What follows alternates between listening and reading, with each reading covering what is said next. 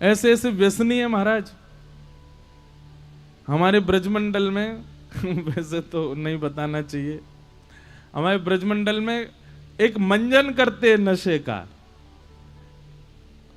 इतना गंदा होता है, इतना गंदा होता है। आप कहोगे महाराज जी आपको कैसे पता? हम दुनिया में घूमते रहते हैं ना, तो हमको पता है।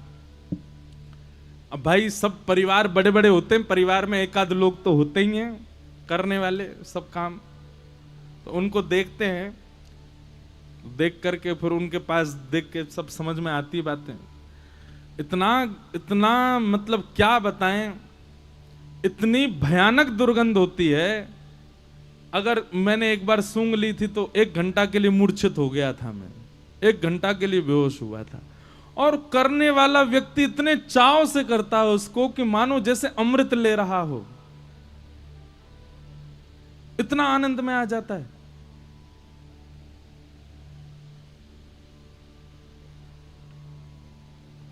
अगर कोई व्यक्ति बीड़ी पीता हो, सिगरेट पीता हो, कथा में बैठा होगा ना, 3 घंटा बैठ नहीं सकता वो।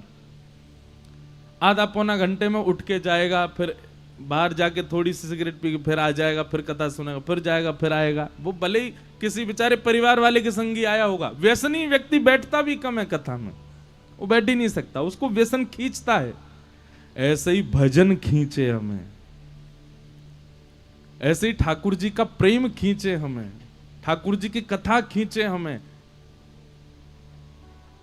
भक्ति मुहु प्रवहताम त्वयि में प्रसंगो भूयादनंत महताम ममलाशयानाम ये नांजसोल्वणमुरु व्यसनम भवाब्धिम निश्चय भवत गुण कथामृतपान मत्तः। तो भक्ति कैसी हो? एडिक्शन की तरह, वो लग जाए फिर छूट ना पाए, लाख कोशिश करने पर भी ना छूट पाए, लगी रहे। तो ये पता नहीं किस प्रश्न का उत्तर दिया था। हाँ, घर वाले कहते हैं आडंबर है, बोलने दो। आपको तो वो व्यसन चढ़ा है, व्यसन तो चढ़ा ही रहता है। और घर वालों के लिए भी हमारे पास एक बात है, अरे कम से कम बच्चे आपके पी तो नहीं रहे, बच्चे आपके खा तो नहीं रहे, बच्चे आपके नाली में उल्टे तो नहीं पड़े, बच्चों को रात में उठा के तो नहीं लाना पड़ रहा है, बच्चे रात रात भर गोल तो नहीं हो रहे हैं, केवल ठाकुर जी के सामने बैठ के भजन कर रहे हैं। आजकल के माता पिताओं को ज्यादा कथा सुननी चाहिए। हमारी कथा में तो युवा ज्यादा आते हैं, माता पिताओं को ज्यादा सुननी चाहिए कथा। बच्चों को ले लेके आते, महाराज जी आशीर्वाद दे दो, क्या ये ज्यादा ही भगत हो गया है? अच्छा, क्या आशीर्वाद दें कि व्यसनी हो जाए? माता पिता भी यही चाहते हैं कि वो ना तो भगत ही रहे ना वो व्यसनी रहे, बीच का रहे, दोनों तरफ। एक जगह में एक कथा, वहां पे बोले कि महाराज जी हमारे बच्चे को समझाओ। क्या? सब लोग ठीक है, परिवार में एक साथ रहते हैं, ये प्याज ही नहीं खाता। मैंने कहा ये चिंता है आपकी कि वो प्याज नहीं खाता? ये चिंता है आपकी? बोले कैसे रहेगा आगे, उसका ब्याह होगा, जीवन बहुत बड़ा है ये। मैंने कहा इसका मतलब आप क्या चाह रहे हैं? मैंने कहा ये अभी का समय, 100 साल बाद माता पिता गुरुजनों के पास बच्चों को लेके आएंगे, कहेंगे महाराज जिसको समझाइए ना, पीता ही नहीं है बिल्कुल भी, अभी ट्रेंड चल रहा है, सब पीते हैं, ये क्यों नहीं पीता है? कितना भय, ये कलयुग नहीं है तो क्या है कि बच्चा सुधरा हुआ है तो माता पिता को चिंता है कि ये इतना क्यों सीधा है, इतना क्यों सुधरा हुआ है। तो क्या तेज होना चाहिए था, क्लेवर होना चाहिए था? सीधा है तो अच्छा है ना। अभी मैंने बहुत बदलाव देखा है, कोविड से पहले का समय, कोविड के बाद का समय। युवाओं में भक्ति अचानक से बहुत अच्छे से बढ़ रही है। अब कोविड से पहले माता पिता बच्चों को लेके आते थे, सुनते नहीं हमारी बात, बिल्कुल मानता नहीं, कथा में बैठता नहीं, भजन करता नहीं, मंदिर नहीं जाता। अब उल्टा हो रहा, अब माता पिता लाते हैं, बोले इसकी आए दिन जिद करता है वृंदावन चलो, तिलक लगा के कॉलेज जाता है। महाराज जी क्या बताएं, आप इसको समझाओ। ये चिंता का विषय है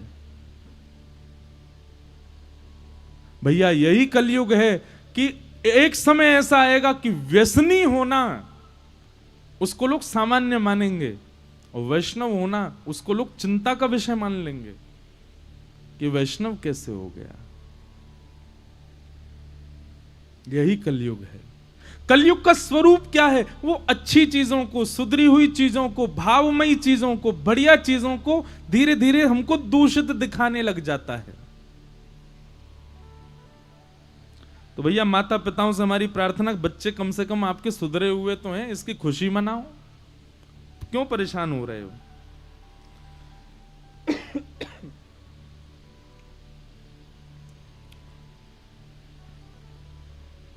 किसी का भाव है कि मेरे सामने अधर्म होता है तो भी मैं धर्म का साथ नहीं दे पाता, उस समय मेरी प्रतिक्रिया क्या होनी चाहिए?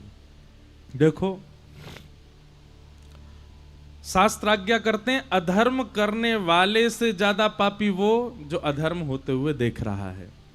पर कब? अगर तुम्हारी सामर्थ्य थी उस अधर्म को रोकने की तो आपको रोकना चाहिए। और यदि आप कुछ नहीं कर सकते, आपको लगता है कि अधर्म हो रहा है पर मैं कुछ नहीं कर पाऊंगा, मैं कहूंगा तो कुछ होगा नहीं, तो फिर भगवान से प्रार्थना करके वहां से चले ही जाओ। लेकिन यदि आपको इतनी पीड़ा होती है तो आपको उठना चाहिए, उठ करके उस अधर्म को रोकने का प्रयास तो करना चाहिए। ज्यादा से ज्यादा क्या होगा? थोड़ा बहुत आपका अपमान हो जाएगा, थोड़ा बहुत कुछ आपसे गलत बोल दिया जाएगा, लेकिन आपको स्टैंड तो लेना चाहिए, करना चाहिए। फिर किसी का भाव आया है, ये अंतिम प्रश्न है, फिर हम कथा में चलेंगे, कि महाराज जी दान ब्राह्मणों को करना चाहिए, दान वेदज्ञों को करना चाहिए, पर मेरा मन होता है कि मैं असहाय लोगों को, गरीबों को दान ज्यादा करता हूं। तो इसका मतलब देखो, सबसे पहली बात तो आपने एक ही कैटेगरी में ब्राह्मण और गरीब रख दिए, ये गलत है। ब्राह्मण को ऐसे चलते फिरते दान नहीं देना है। ब्राह्मण के लिए कैसा दान होना चाहिए? उनके लिए तो उनसे कुछ सुंदर अनुष्ठान कराओ, अनुष्ठान आदि करा करके, या फिर श्राद्ध पक्ष में आप प्रसाद आदि पवाते हैं, उसके बाद फिर कुछ उनको भेंट प्रदान करो। बाकी असहाय लोगों को तो आप नित्य प्रति कर सकते हो, उसमें कोई बड़ी बात नहीं है। ब्राह्मणों को दान देना एक अलग विषय है और असहाय की सहायता करना एक अलग विषय है। ब्राह्मण को दान देना पुण्य है और असहाय की सहायता करना परोपकार है, और परोपकार भी एक प्रकार का पुण्य ही होता है। इसलिए दोनों को सबसे पहले तो आप एक कैटेगरी में मत रखिए, वो अलग हैं। ब्राह्मण को जो आप देते हैं उससे आपके पितृ, आपका पूरा परिवार फलता है, फूलता है, समृद्ध होता है। असहाय को जब आप देते हैं तो उसका आशीष मिलता है, उससे आपको शुभकामना मिलती है। वो फले नहीं फले वो उसके ऊपर निर्भर नहीं, पर ब्राह्मण का फलेगा। इसलिए असहायों की सहायता करना ये अच्छी बात है, पर ब्राह्मण को दान देना, उसको इनको जोड़िए मत, वो अलग विषय है। तो इस प्रकार आज भी बहुत और भी कई प्रश्न हैं, पर हम सबको प्रणाम मात्र करते हैं। आज ठाकुर जी का जन्मोत्सव करना है कथा में, इसलिए हम प्रसंग में प्रवेश करते हुए आइए बड़े मंगल भाव से कथा का श्रवण करते हैं। बोले वृंदावन बिहारी लाल की। परीक्षित को श्राप लगा।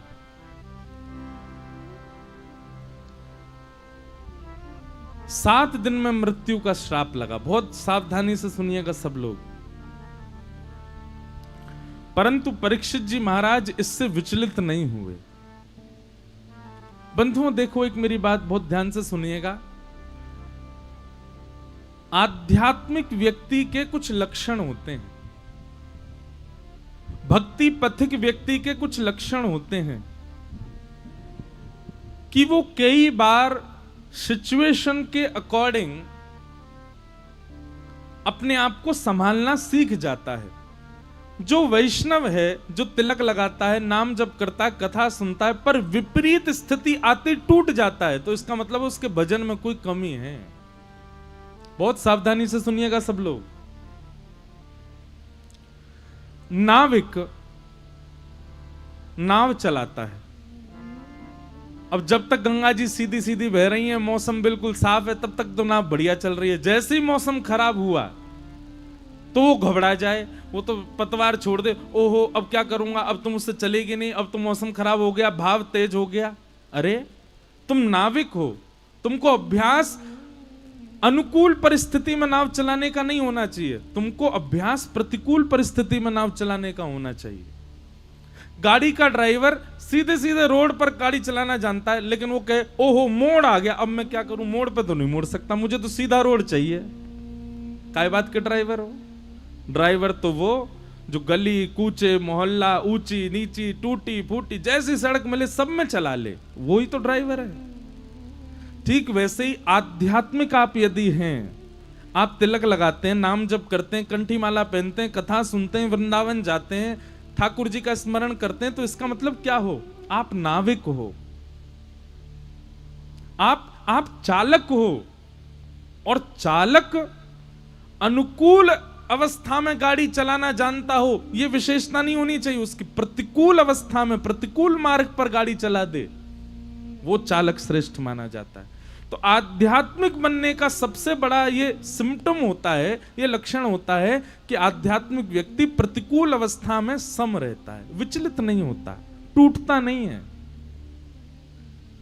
हम कथा कहते हैं, आधे से ज्यादा समय अपने घर से बाहर ही रहते हैं। हम भी गृहस्थी हैं, हमारा भी परिवार है, और जैसे आप सबके परिवार में खुशी आती है, विपत्ति आती है, संकट आता है, प्रसन्नता आती है, ऐसी हमारे परिवार में भी आती है। पर हम सत्य बता रहे हैं, अब ज्यों-ज्यों कथा में आगे बढ़ते जा रहे हैं उसका प्रभाव नहीं होता। कई बार हम व्यास मंच पर आकर के उत्सव मना रहे होते हैं, हमारे परिवार में कुछ हुआ होता है, लेकिन हम उत्सव करके जाते हैं, ठाकुर जी का उत्सव मनाते हैं, सब लोगों, इतने लोग मिलने के लिए आते हैं, सब अपना प्रश्न करते हैं, सब अपनी चिंता बताते हैं, सब अपना कष्ट बताते हैं, लेकिन हम सबको उत्तर देते हैं। ऐसा नहीं है कि उस समय हमारे परिवार में कुछ ना हुआ हो, होता है।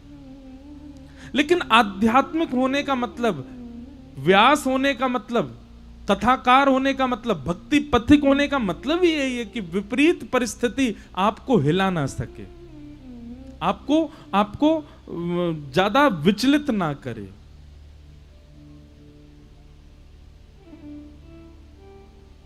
कई लोगों को लगता है इन पे तो प्रभाव ही नहीं होता चीजों का। यही तो आध्यात्मिक होने का मतलब है कि प्रभाव ना पड़ना।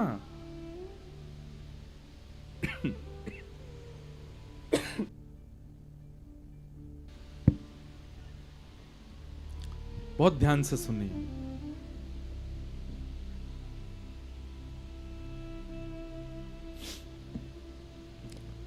श्री शुकाचार्य जी महाराज, श्री परीक्षित जी महाराज को 7 दिन में मरने का श्राप लगा। ये कोई अच्छी बात तो नहीं थी।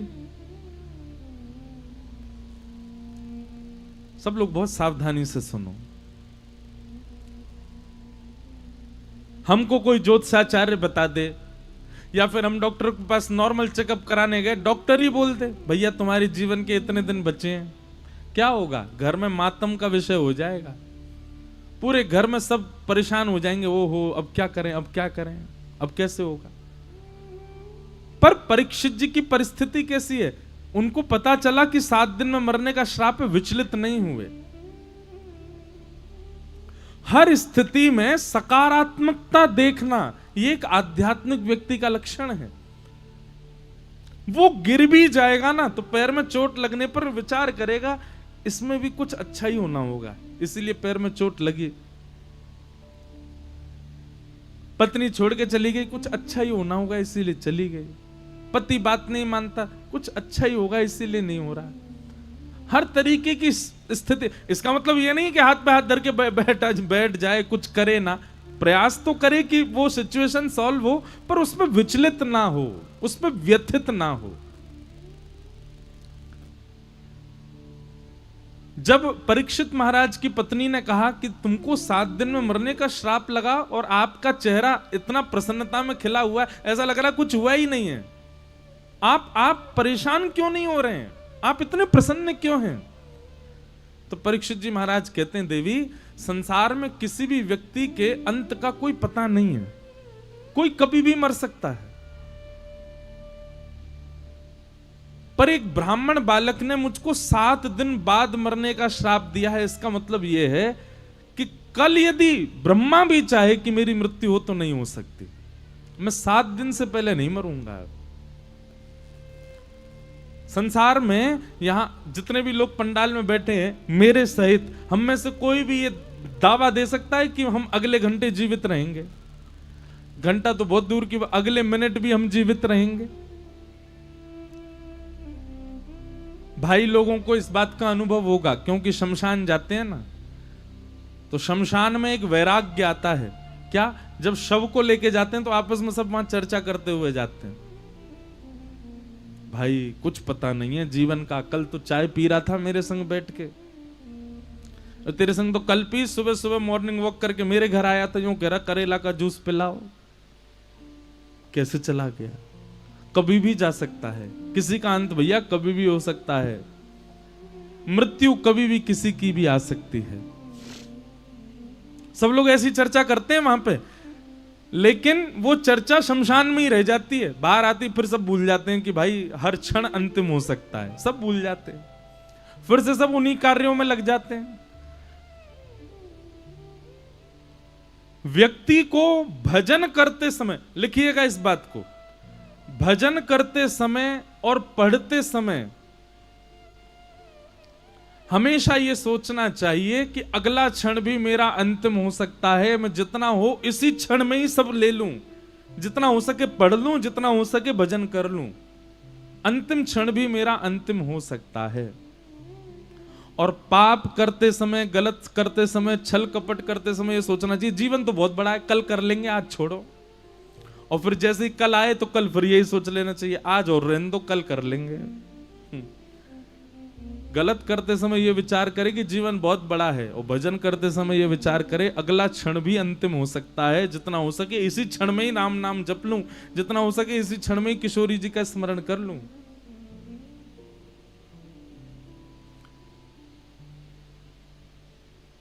परीक्षित जी महाराज अपने पुत्र जन्मेजय को राज्य गद्दी पर बिठा करके गंगा के तट पर आ गए, और अनेक संत जनों से आकर के उन्होंने जिज्ञासा प्रकट की, महाराज जिसके जीवन के बहुत कम दिन बचे हों उसको अपनी मुक्ति के लिए क्या करना चाहिए? सब संतों ने अलग अलग उत्तर दिए, पर नहीं को मुनिर यस्य वचः प्रमाण, कोई प्रमाण नहीं दे पाया। तब असंख्य संतों की उस सभा में आगमन होता है श्री शुकाचार्य जी महाराज का, श्री सुखदेव जी महाराज का, कि तत्रा भवद भगवान व्यास पुत्रो यदिच्छया गामट मानुनपेक्षः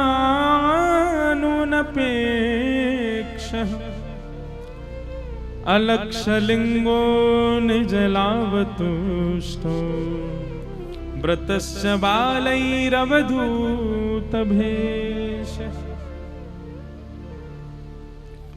श्री सुखदेव जी महाराज की जय। श्री सुखदेव जी का आगमन हुआ और सुखदेव जी आकर के बैठे।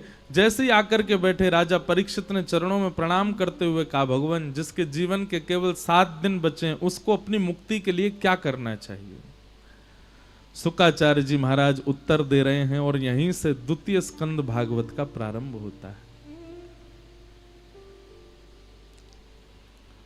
सुखदेव जी महाराज व्यास मंच पर बैठे और परीक्षित जी चरणों में निवेदन कर रहे हैं,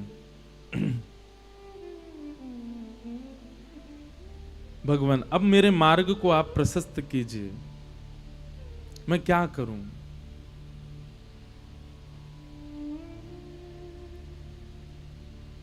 बंधुओं,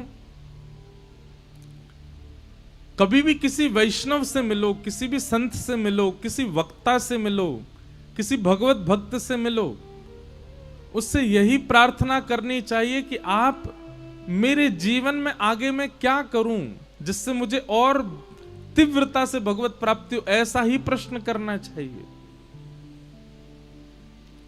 अन्न का कण और संत का क्षण, ये बर्बाद नहीं किए जाते। एक क्षण मिले, उस क्षण में भी यही पूछ लीजिए कि कैसे भगवत प्राप्ति हो, मुझे कैसे हरि मिलेंगे।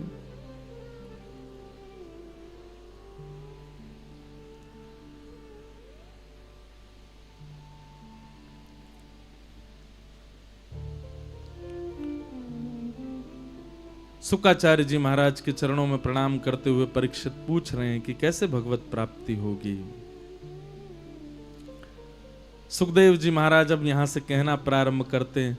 वरीयाने शते प्रश्न क्रतो लोकहितं नृप आत्मवेद सम्मत पुंसां श्रोतव्यादिषु पर।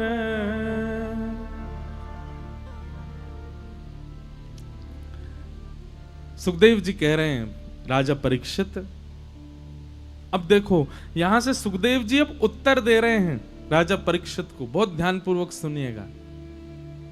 राजन,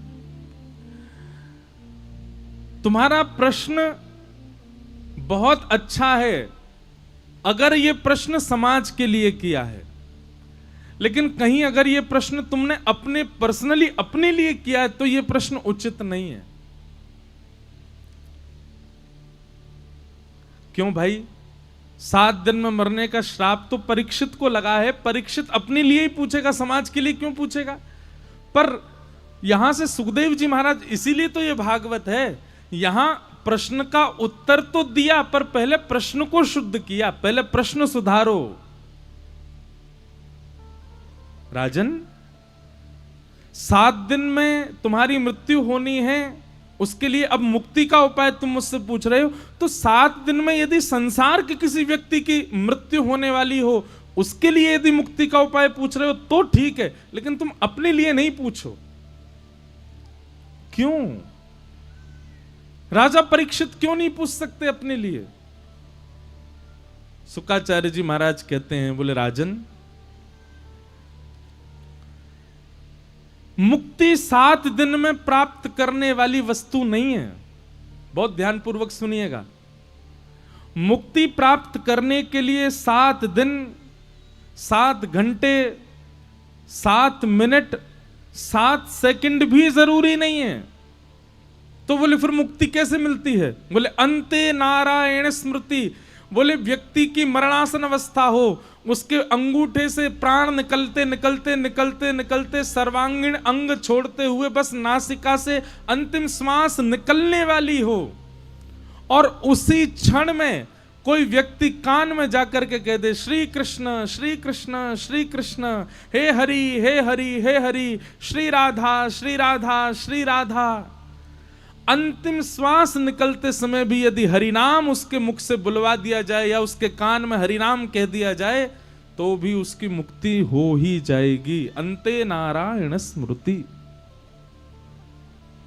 फिर भले ही जीवन में उसने कितना भी पाप किया हो, फिर भले ही जीवन में उसने कितना भी दुराचार किया हो, पर अंतिम क्षण में यदि उसने भगवत स्मरण कर लिया, उसको मुक्त होने से कोई नहीं रोक सकता। आप कहोगे महाराज जी ये तो बड़ी अलग बात है और बड़ी आसान है मुक्ति। तो जीवन भर व्यक्ति पाप करे, जीवन भर व्यक्ति व्यसन करे, जीवन भर व्यक्ति छल कपट आदि करे, अंतिम श्वास में भगवान नाम ले ले, हाँ तो उससे मुक्ति मिल जाएगी उसको।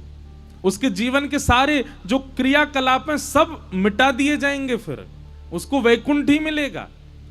लेकिन ये उतना ही कठिन है जितना मट्टी को घुसने से मट्टी में से तेल हो जाए, पानी को मथने से पानी में से घी हो जाए। ये उतना ही कठिन है। क्या? अंतिम श्वास में हरि का नाम लेना।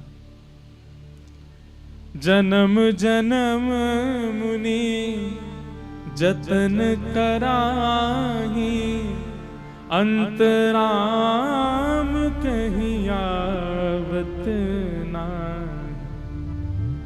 अंतराम कहीं आवत नाही, अंतराम कहीं आवत नाही। जन्म जन्म मुनि जतन कराही, अंत राम कही आवत नाही। अरे भैया, जीवन निकल जाता है व्यक्तियों को नाम जप करते करते।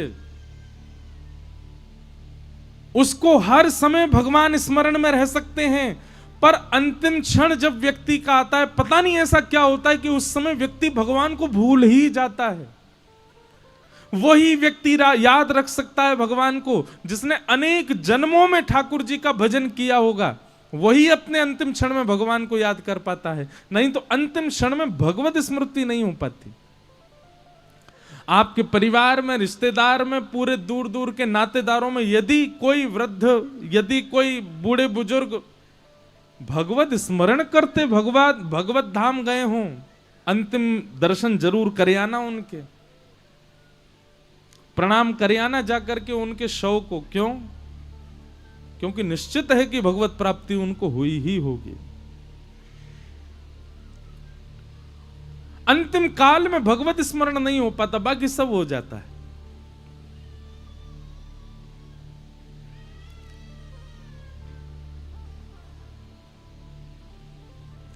इसलिए भैया, अंतिम क्षण में भगवान का नाम स्मरण में आए, उसी के लिए ही गुरुजन आज्ञा करते हैं, इतना नाम जपो, इतना नाम जपो। अपनी युवावस्था, अपनी पौगंड अवस्था, अपनी वृद्धावस्था सब नाम जप में निकाल दो, ताकि आपके श्वास श्वास से नाम निकले। कहीं अंतिम श्वास आवे तो अंतिम श्वास में भी राम ही निकले। लेकिन हम लोगों ने क्या करा? युवावस्था, पौगंड अवस्था, ये सब निकाल देते हैं हम लोग। कब पकड़ते हैं माला? वृद्धावस्था में। और वृद्धावस्था में नाम जप करना प्रारंभ करते हैं, घुटने दर्द कर रहे हैं, कमर दर्द कर रही है, आंखों में पड़ेगा जाला, नाक से बहेगा नाला, लाठी से पड़ेगा पाला। तब नाम जप शुरू करते हैं। कहां से अंतिम श्वास में भगवान नाम आ जाएगा? यहां तो कह रहे हैं कि अनेक जन्मों से जब नाम जप चल रहा होगा, तब अंतिम श्वास में भगवान नाम याद आ सकता है। अब पूर्व जन्म का तो हमको नहीं पता, पर इस जन्म में तो हमको पता है। अभी से ही नाम जप प्रारंभ कर दो, चलते फिरते उठते। देखिए, मंत्र की विधि होती है कि वो एक जगह बैठ करके करना चाहिए। मंत्र का नियम होता है शुद्ध अवस्था में करना चाहिए, पर भगवान नाम वो तो आप कैसे भी गा सकते हो। बस में बैठ के गाओ, ऑटो में बैठ के गाओ, चलते हुए गाओ, क्रिकेट खेलते हुए गाओ, नहाते भये गाओ, सोते भये गाओ। भगवान नाम तो आप कभी भी गा सकते हैं। कृष्ण कृष्ण कृष्ण कृष्ण कृष्ण कृष्ण कृष्ण कृष्ण कृष्ण, श्वास श्वास पर कृष्ण भज, वृथा श्वास जन खोए, ना जाने या श्वास की आवन होए ना होए। हमने अभी अभी कृष्ण कृष्ण रटना बंद किया था, बस सांस ले ही रहे थे कि उसकी अंतिम श्वास, उसकी अगली श्वास जो थी वही अंतिम थी, और उसमें ही नहीं ले पाए, रह गए, चूक गए। जैसे एक नंबर से व्यक्ति सीए बनने से रह जाता है, एक नंबर से व्यक्ति यूपीएससी में तैयारी करने से रह जाता है, एक नंबर से व्यक्ति सिविल में जाने से रह जाता है, ऐसे ही एक श्वास से व्यक्ति वैकुंठ जाने से रह जाता है। भले ही उसने जीवन भर नाम जप किया हो, अंतिम श्वास में यदि नाम नहीं निकल पाया तो फिर डिसाइड बाद में होगा कि वैकुंठ जा सकता है कि नहीं। फिर चित्रकेतु पूरा खर्रा निकालेंगे, सब चेक करेंगे, पुण्य पाप आदि सब देख करके फिर थोड़ी देर के लिए नरक भी जाना पड़ सकता है। एक और बात बताएं आपको, नरक सबको जाना पड़ता है। अगर हमने अपने दूषित कर्मों को संसार में नहीं भोगा तो उसको भोगने के लिए नरक जाना पड़ेगा। कहां तक कहें, धर्मराज युधिष्ठिर को एक क्षण के लिए नरक जाना पड़ा था, एक सेकंड के लिए नरक जाना पड़ा था। क्यों? क्योंकि झूठ बोला था, और वो झूठ भी भगवान के कहने पे ही बोला था। तो भी उनको नरक दर्शन करना पड़ा, तो हम कैसे बच जाएंगे?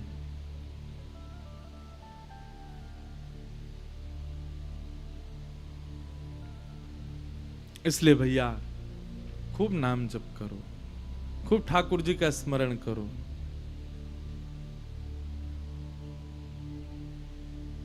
किशोरी जी का स्मरण करो।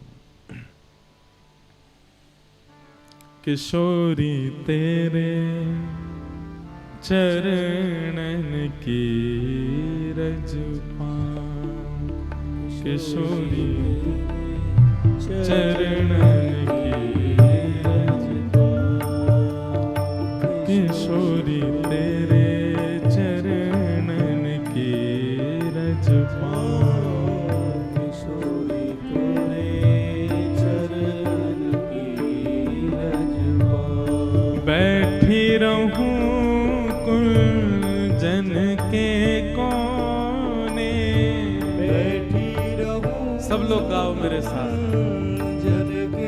भैया देखो, कानपुर में हमने ज्यादा पद तो नहीं गाए हैं क्योंकि पद थोड़े कठिन होते हैं समझने में, गाने में, पर हमको पद गाना बहुत प्रिय लगता है।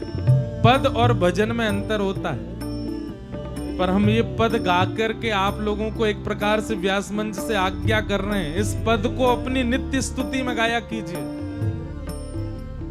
श्री हरिराम व्यास जी ओरछा से वृंदावन पधारे और इस पद की कृपा से ही उनको वृंदावन वास मिला।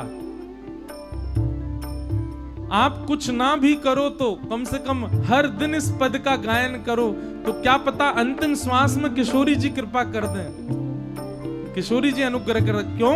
ठाकुर जी दयालु हैं, ठाकुर जी दया के सरोवर हैं, पर हमारी किशोरी जी तो दया की समुद्र हैं, सागर हैं, इसीलिए तो बरसाने वाली हैं। क्यों? क्योंकि ठाकुर जी तो बिंदु छिड़कते हैं दया का, किशोरी जी तो बरसा देती हैं पूरा। इसलिए अंतिम क्षण में हमको भगवत प्राप्ति हो, उसके लिए किशोरी जी से प्रार्थना करो। इस पद को अपनी नित्य स्तुति में गाना प्रारंभ कीजिए। किशोरी तोरे चरणन की रज पाऊं, किशोरी तोरे चरणन की। नेत्र बंद करके हमारी वृंदावनेश्वरी श्री किशोरी जी का स्मरण करके सब लोग गाओ। ओ बैठी रहूं कुंजन के कोने, बैठी रहूं कुंजन के कोने, बैठी रहूं कुंजन के कोने, बैठी रहूं कुंजन के कोने। श्याम राधिका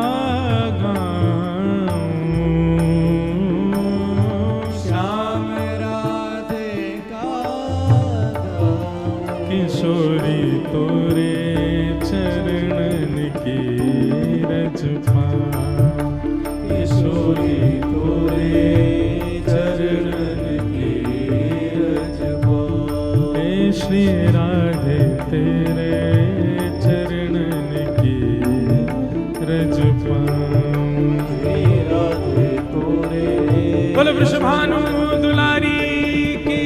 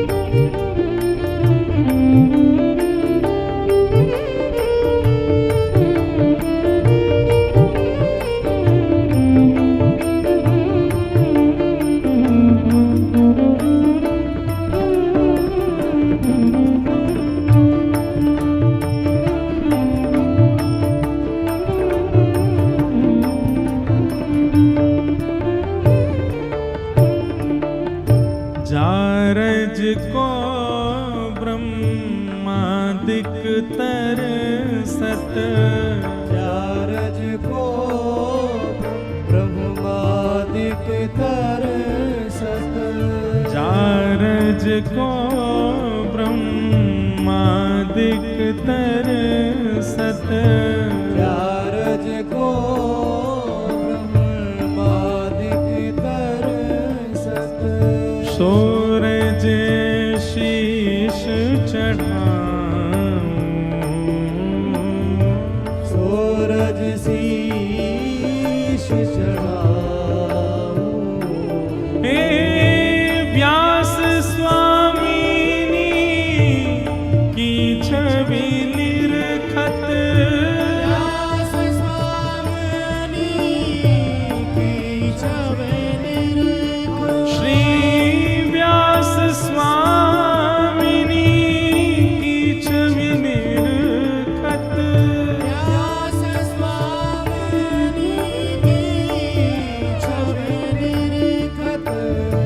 विमल विमल जस गाऊं,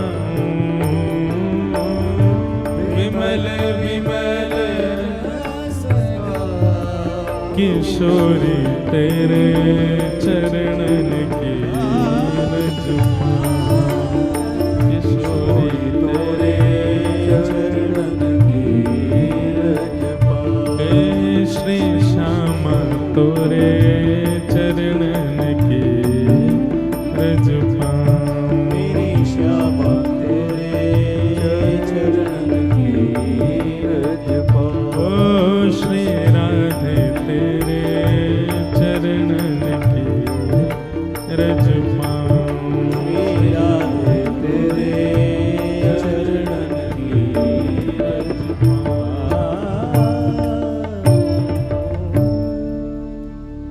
तो शुकाचार्य जी प्रार्थना करते हुए कह रहे हैं कि परीक्षित, मुक्ति के लिए 7 दिन की जरूरत नहीं है, 7 घंटे की जरूरत नहीं है, 7 मिनट की जरूरत नहीं है, 7 सेकंड की भी जरूरत नहीं है। तुम्हारे प्राण निकल रहे हो, अंतिम क्षण में मुझको बुला लेना, अंतिम क्षण में तुमको मुक्ति मिल जाएगी। क्यों? जैसे ही तुम्हारी अंतिम श्वास निकल रही होगी, सब लोग मिलकर के हरि नाम संकीर्तन कर देंगे। हरि नाम संकीर्तन सुनते सुनते तुम भी 2 शब्द मुख से निकाल करके मृत्यु को प्राप्त हो जाना, मुक्ति मिल जाएगी। 7 दिन के लिए क्यों प्रयास कर रहे हो? लेकिन राजन, मुक्ति की कामना संसारी व्यक्ति करे, संसारी व्यक्ति पूछे तो समझ में आता, पर राजा परीक्षित पूछ रहा है मुक्ति के लिए। बहुत सावधानी से सुनिए सब लोग, इधर देखो। हम थोड़ी देर इस विषय को कहेंगे, फिर जल्दी जल्दी भागेंगे नंदोत्सव की ओर, इसलिए ध्यान से सुनो। क्यों राजा परीक्षित क्यों नहीं मांग सकता मुक्ति 7 दिन में? बोले राजन, भगवान ने तुम्हारी रक्षा तुम्हारी मातृगर्भ में जाकर के की है। ब्रह्मास्त्र छोड़ दिया था अश्वत्थामा ने तुमको मारने के लिए, लेकिन तुम उस समय अपनी मां के गर्भ में थे और भगवान ने जाकर के तुम्हारी मातृगर्भ में तुम्हारी रक्षा की।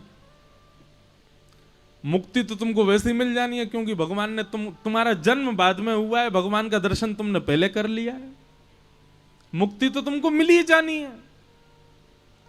लेकिन राजन, एक और बात सुनो, क्या भगवान ने तुम्हारी माता के गर्भ में तुम्हारी रक्षा केवल इसलिए कि क्या तुम भविष्य में चल करके मुक्ति की कामना करो? मुक्ति इतनी बड़ी चीज नहीं है, ये मुक्ति राक्षसों को भी मिल जाती है, और वही मुक्ति हम भक्तों को भी मिल जाए तो हम में राक्षसों में अंतर क्या है? राजा परीक्षित बोले, तो फिर 7 दिन में मैं क्या करूं? तब शुकाचार्य जी कहते हैं, राजन, अगर मुक्ति की कामना करोगे तो मुक्ति से तो मृत्यु के उपरांत, मृत्यु के बाद भगवान का दर्शन होता है, और मुक्ति अंतिम क्षण में भी मिल जाती है।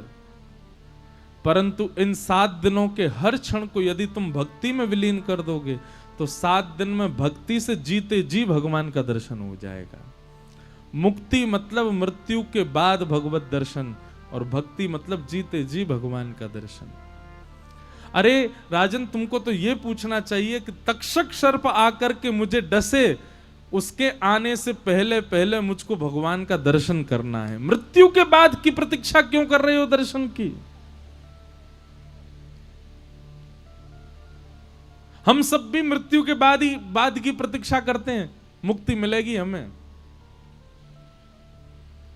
कभी किसी के मन में यह भावना क्यों नहीं आए कि कहीं मेरा अंतिम क्षण ना आ जाए, उससे पहले मुझको राधा रमण जी को देखना है, मेरा अंतिम क्षण आए उससे पहले श्री राधा वल्लभ लाल जी सचल मेरे सामने घूमते हुए आ जाएं, मेरा अंतिम क्षण आ जाए उस समय, उससे पहले पहले श्री वृंदावन बिहारी लाल प्रत्यक्ष मेरे सामने खड़े हो जाएं और अपने तिरछे नैनों से ऐसे मटकाते भय, सुंदर वेणु बजाते भय, चलते फिरते त्रिभंग लली ललित गति विलास वल गुहास प्रणय निरीक्षण कल्पितोरुमान, मुझे उनका दर्शन हो जाए। और ये सामर्थ्य जीते जी अवस्था में भगवत दर्शन देने की सामर्थ्य केवल भक्ति में है। राजा परीक्षित, तुम मुक्ति की कामना मत करो, तुम भक्ति की कामना करो। तब राजा परीक्षित ने अपने भाव बदल दिए, चरणों में प्रणाम करके कहा, भगवान अब मुझे मुक्ति की चिंता नहीं है, अब मुझे एक ही चिंता है, मेरे पास केवल 7 दिन हैं, इन 7 दिनों में मुझे भगवत प्राप्ति कैसे होगी, इन 7 दिनों में मृत्यु से पहले मुझे भगवत साक्षात्कार कैसे होगा, यही मेरी चिंता है। आप कृपा करके मुझे भगवत अनुभव कराइए, भगवत दर्शन कराइए। तब सुखदेव जी महाराज कहते हैं, अब मैं तुम्हें भागवत की कथा सुनाऊंगा, क्योंकि भागवत की कथा में यही सामर्थ्य है। ये मंदिर नहीं है, यहां कोई देव प्रतिमा नहीं विराज रही, यहां सुबह शाम नियमित रूप से आरती पूजन नहीं चल रहा है, यहां पर कोई भट्टी नहीं लगी ठाकुर जी का अष्टयाम भोग लग रहा हो, लेकिन फिर भी कथा में बैठे हुए हजारों श्रोताओं में से फिर भी 1, 2 या 5 श्रोताओं को, ज्यादा सबको नहीं होते, कुछ श्रोताओं को भगवत दर्शन भगवत अनुभव हो जाता है, और ये निश्चित है कि हो जाता है।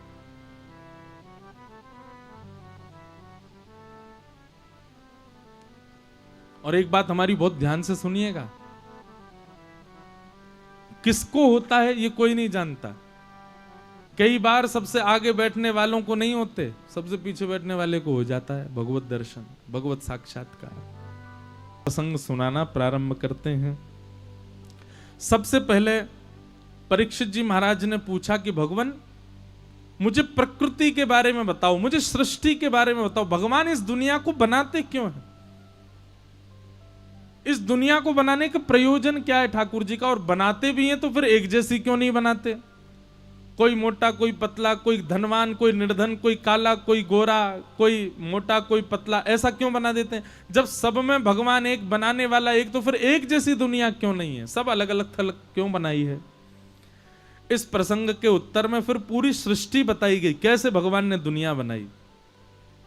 अब वो बहुत बड़ा प्रसंग है, हम बहुत बार कथा में बता चुके हैं, पर इसमें एक प्रश्न यहां पर जो कि विदुर जी महाराज मैत्री मुनि से कर रहे हैं, वही प्रश्न यहां पर श्री परीक्षित जी ने सुखदेव जी से किया, और ये प्रश्न बहुत सुंदर है, बहुत ध्यानपूर्वक सुनिएगा।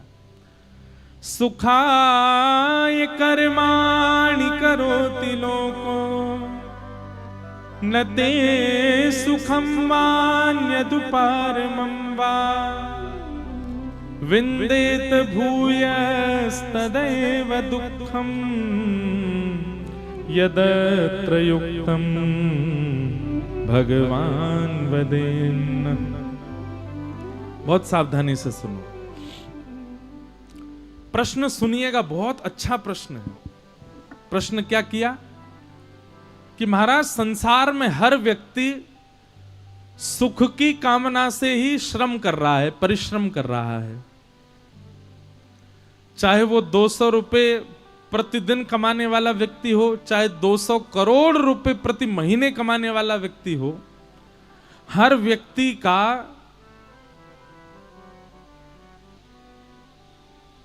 अंतिम भाव क्या है अपने श्रम के पीछे, कि मुझे सुख मिले। 200 रुपए कमाने वाला भी यही चाहता है कि मुझे सुख मिले, और 200 करोड़ वाला भी चाहता है मुझे सुख मिले, लेकिन ना तो 200 करोड़ वाला सुखी, ना 200 रुपया वाला सुखी। क्यों? ये प्रश्न है। इतना परिश्रम करने के बाद भी व्यक्ति सुखी क्यों नहीं है?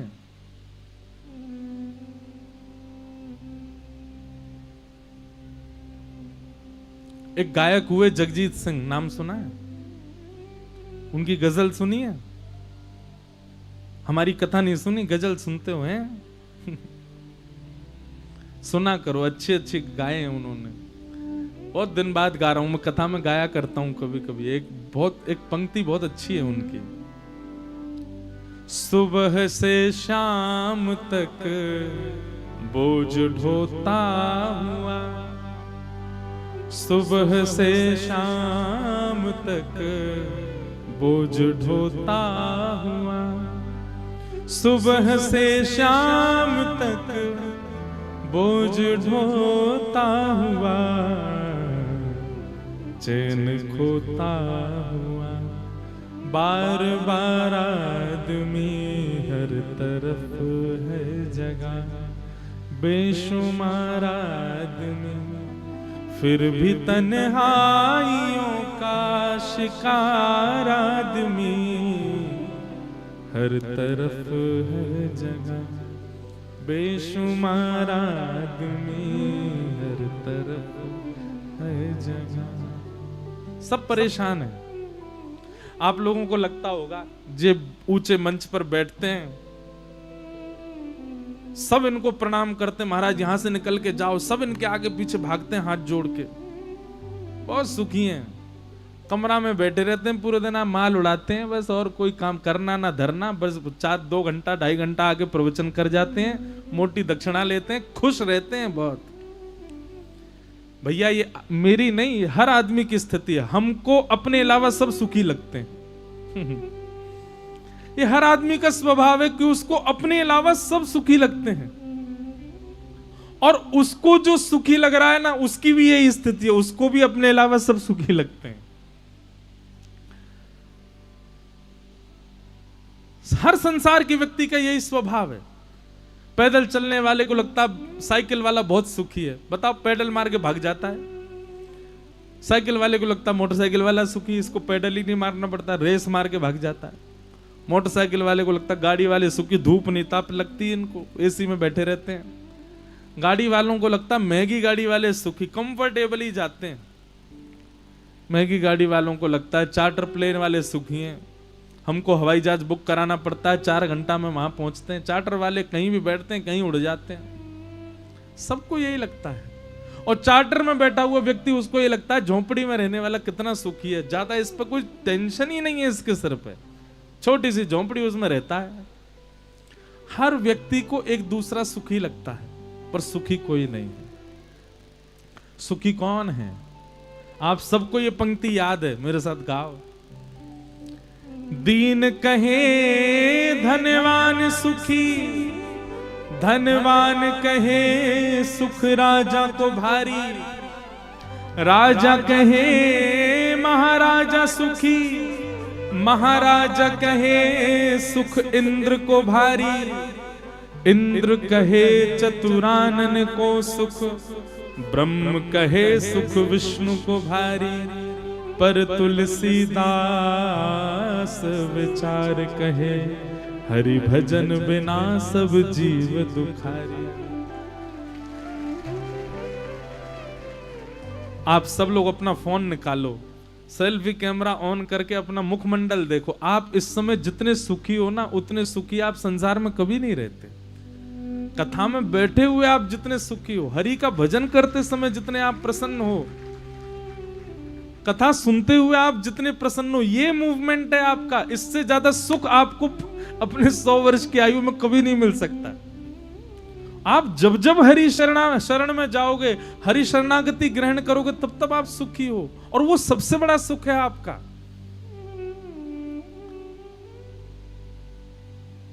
संसार में सुख नहीं है। भागवत जी में संसार का एक दूसरा नाम है, दुखालयम शाश्वतम। क्या नाम है? दुखालयम। जैसे विद्या जहां पढ़ी जाती है उसका नाम विद्यालय, भोजन जहां किया जाता वहां भोजनालय, पुस्तक जहां पढ़ी जाती वो पुस्तकालय, कार्य जहां किए जाते वो कार्यालय, चिकित्सा जहां होती वो चिकित्सालय। अब चिकित्सालय में जाकर के समोसा मांगो, नर्स बेचारी सिरिंज लेकर के बैठी है, आप कह रहे हो समोसा बना के दो। नर्स कहेगी अच्छा, हम तेरे को समोसा वाले दिखते हैं, हम तो सिरिंज लगाना जानते हैं। और समोसा वाले से कहो कि भैया हमको ड्रिप लगा दो, ये उल्टा पुल्टा कैसे चलेगा? तो फिर वही बात संसार में भी लागू है कि आप संसार में ये कैसे कह सकते हो कि हमको सुख चाहिए? इसका नाम ही दुखालय है। पर चोरी चुपके इस दुखालय में सुख यदि कहीं मिलता है तो कथा में मिलता है, हरि भजन में मिलता है, हरि शरणागति में मिलता है, और कहीं नहीं।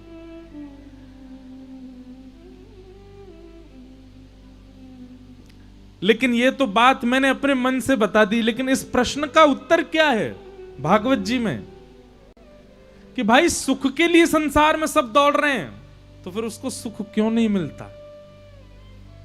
इसके 2 उत्तर हैं। पहला उत्तर क्या है? बोले पहला उत्तर भगवान कह रहे हैं यही माया है।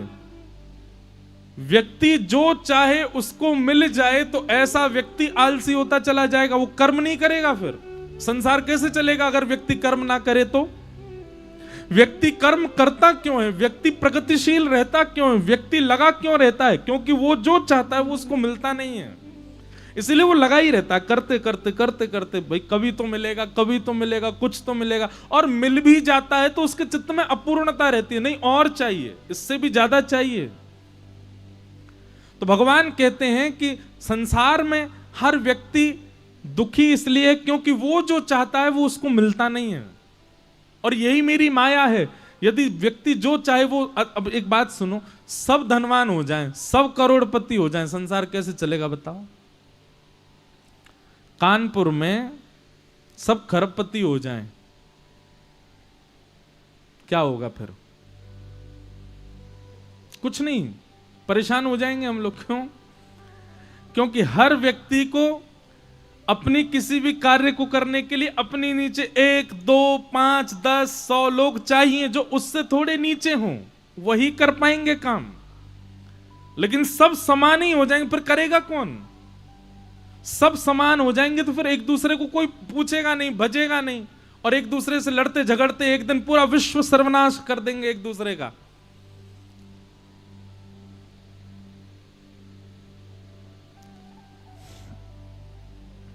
इसलिए संसार में भगवान ने ये ऊंच नीच आदि ये सब थोड़ी थोड़ी रखी है ताकि इससे संसार चलता रहे। अब इसका दूसरा उत्तर सुनिए कि संसार में हर व्यक्ति सुख की कामना से कर्म कर रहा है तो फिर वो सुखी क्यों नहीं होता? इसका उत्तर भागवत जी में नहीं, भगवत गीता में भगवान ने दिया है। क्या? कि व्यक्ति अपने किसी भी कर्म को करने के पीछे सुख की कामना गलत रखता है। सुख की कामना ही नहीं होनी चाहिए, सुख की कामना से कभी कर्म नहीं करना चाहिए, तो फिर शांति की कामना से करना चाहिए। किस कामना से करना चाहिए? शांति। सुख की कामना से भजन, सुख की कामना से कर्म मत करो, क्योंकि आप सुख की कामना से जब करेंगे तो आप लोभी भी हो जाएंगे, आप मोही भी हो जाएंगे, आप चिंतित भी रहेंगे, आप परेशान भी रहेंगे। पर आपकी इच्छा क्या है? मैं जो करूं उसके बदले मुझको शांति मिले। शांति की इच्छा से कर्म करने वाला व्यक्ति कभी लोभी नहीं हो सकता, वो कभी मोही नहीं हो सकता, वो कभी हाथ पैर नहीं फेंकेगा ज्यादा। जितना मिलेगा उसमें प्रसन्न रहेगा, जितना मिलेगा उसमें आनंद में रहेगा, क्योंकि उसका गंतव्य सुख नहीं है, उसका गंतव्य शांति है।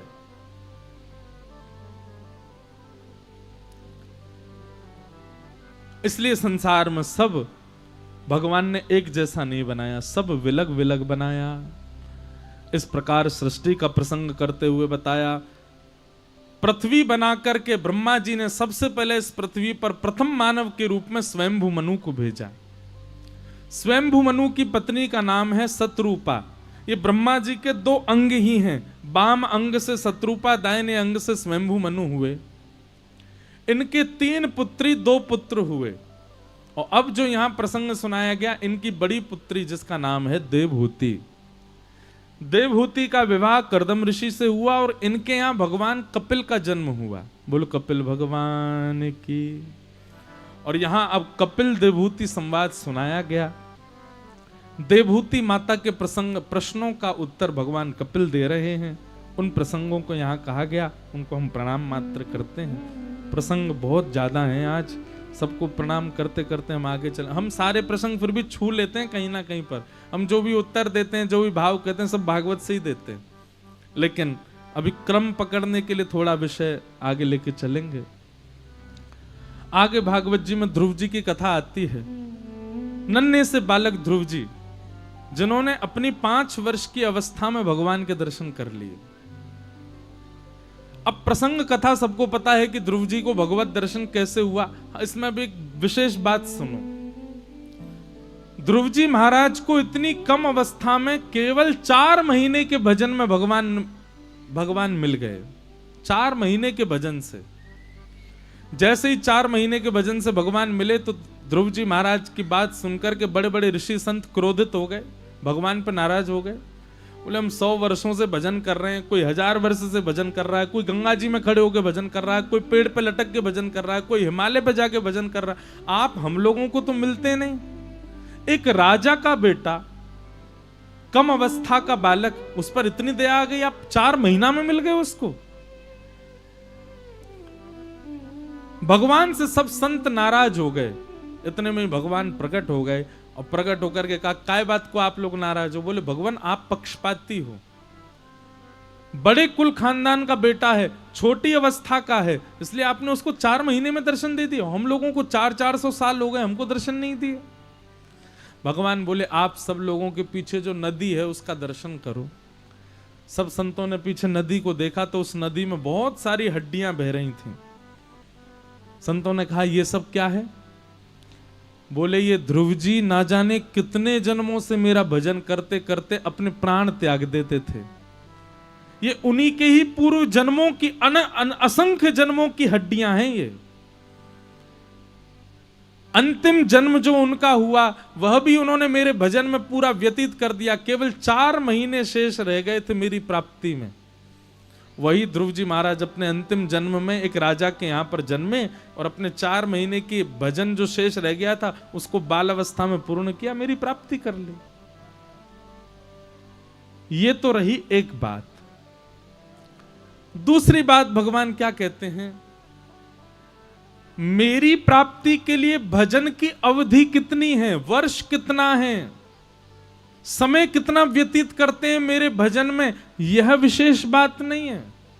पर जितना समय व्यतीत करते हैं उतने समय में उत्कंठा कितनी है, उतने समय में लालसा कितनी है, उतने समय में उतने समय में तड़फन कितनी है मेरी प्राप्ति की, मैं ये देखता हूं। समझ में आई बात? आप 4 घंटा बैठ के भजन करते हो तो आपको भगवान मिलेंगे? बिल्कुल नहीं। लेकिन आप 4 मिनट बैठ करके करते हो, पर 4 मिनट में यह भी भूल जाते हो कि हम कानपुर में हैं, यह भी भूल जाते हो कि मैं कौन हूं, मैं कहां से हूं, मैं क्या हूं, बस जो भी हूं ठाकुर जी का हूं। साक्षात भगवान की परम प्राप्ति के लिए परम प्रेम रूपी समुद्र में डूब करके उनका भजन करने लगते हो तो आपका 4 मिनट भगवत प्राप्ति के लिए काफी है। और 4 घंटा करते हो पर 4 घंटा में फोन भी चला रहे हैं, व्हाट्सएप भी देख रहे हैं, जो भी कर रहे हैं, घर के इधर उधर भी काम, बस सबको दिखाने के लिए 4 घंटे बैठते हैं हम, कोई फायदा नहीं उसका। मैं ऐसे कितने लोगों को जानता हूं, वो हर कथा में आते हैं मेरी में, बुरा नहीं मानना, पर उन पर कोई परिवर्तन नहीं है, वो जैसे थे वैसे ही हैं अभी भी, तो क्या फायदा कथा सुनने का। और कैसे इतने लोगों को भी जानता हूं कि कथा में किसी को छोड़ने आए थे, किसी ने कहा भाई हमको छोड़े आओ कथा में, तुम उसी रास्ते से जा रहे हो, किसी को छोड़ने आए थे तो मन में सोचा इतनी भीड़ बैठी है सुनने को, देखें तो सही क्या है, और आके बस पीछे खड़े खड़े कथा सुन रहे थे। खड़े खड़े कथा सुनी 10 मिनट, 10 मिनट में ये परिवर्तन हुआ कि पूरा जीवन ही परिवर्तित हो गया।